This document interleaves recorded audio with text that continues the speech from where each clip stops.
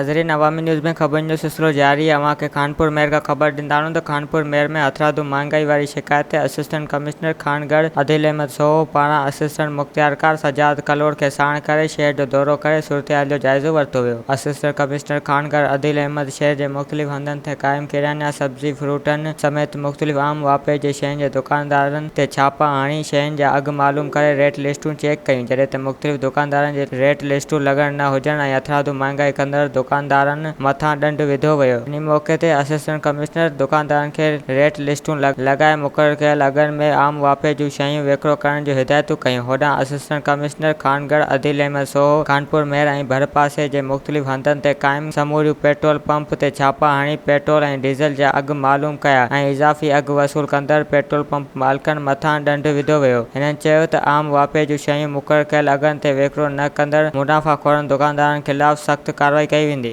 वधीक ख़बरनि ऐं तफ़सील जे लाइ विज़िट कयो असांजी वेबसाइट awamiNewsHD.com ऐं ॾिसंदा रहो अवामी न्यूज़ HD।